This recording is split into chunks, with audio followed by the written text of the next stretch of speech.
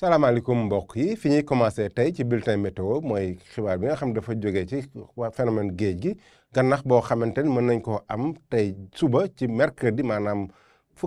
ñaar fukki fan ak juróom-ñeent ci waaru janvier bi loolu nag mën naa dem ba ci alxames bi ci fanweeri fan ci midi gannax boobu kat mën naa laal waaxi Ndakaaru Ndar ba côté Cap Skirring Ziguinchor donc côte sénégalaise bi yëpp gannax boobu ñu ngi ko fay xaar donc comme ni ñu koy defee rek di ko baamtuwaat suñu mbokki nappkat yi ak ñi nga xam ne dañuy dem géej dañuy bàyyi xel bu baax ci xibaar boobu bala ñuy dem ci géej gi ñu xool nag di gën a fës ci xibaaru météo yi bu am xibaaru nataalu satellite ci Afrique sowu jant ay niir am nañ ko mais niir yooyu daanaka bëriwul asamaan su leer la ñuy am ba tey nag ngelaw li nga xam day upp jëm jóge géej mi ngi fi ba tey mais nag dina laala ni tuuti rek ci waaxi Ndakaaru jàpp tuuti ci côté Saint-Louis jàpp côté Mbour mën faa indi am peex mais peex mu xaw a yem par rapport ak fan yee nga xam ni peex mi amoon na doole bu baax a baax ñu xool nag tey ci guddi jëm ci ëllëg lu ñuy ràññale ci wàllu seddu guddi bi sedd guddi ñu ngi koy am mais ñu ngi koy am Dakar bu man fukki degré ak juróom-ñeent moom ak Ziguinchor ñoo yem fukki degré juróom-ñeent tamit dañ ko am diggante Sédhiou ak Kolda daanaka foofu mooy xaw a sedd tuuti mais bu ñu demee ba ci digg réew nag sedd mi ngi koy commencé wàññeeku tuuti fajar gi ak guddi gi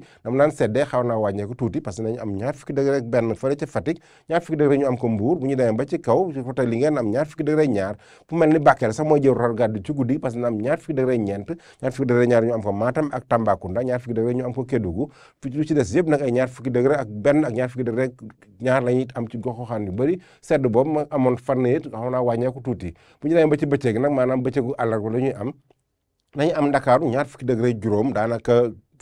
fukki degré juróom benn rek mooy yokku diggante fajar gi ak bëccëg gi mais nag li ci des yëpp nag fanweer degré ak lu tegal la ñuy am maanaam peex moom xamoon amoon nañ ko ci bëccëg gi tam mi ngi commencé wàññeeku tàngaay bi na dugg ndànk daanaka nekk gu tàngaay bu fés mais parce que amaguñu lu mat ñeent fukki degré pour ni ñu ko amoon démb ci Kaffrine mais li ci des yëpp ay fanweer degré juróom-ñett la ñuy am li gën a am doole fu mu ne Sédhiou Kolda ak fële ca Kaffrine moo jël raw gàddu gi li ci des na fanweer degré juróom benn ñu am ko Mbour fanweer degré ñett ñu am ko Fatick bu ñu dem ba côté Ndar nga am fanweer degré juróom-ñaar fanweer degré juróom benn ñu am ko fële ca Podor bu ñu demee ba ci penk bi nag foofu fanweer degré juróom-ñaar la ñu am diggante Matam ak Bakel fi ñu mel ni Tambacounda ak Kédougou tam fanweer degré ak juróom benn la ñu am ak asamaan soo xam ni daanaka niir yi du ñu bëri noonu mais pareen saa yi nag jant bi xaw a nëbbu tuuti ak niir yoo xam ñu xaw a yem jant bi ni muy fenk daanaka mooy bëri donc mbokk yi nañ ko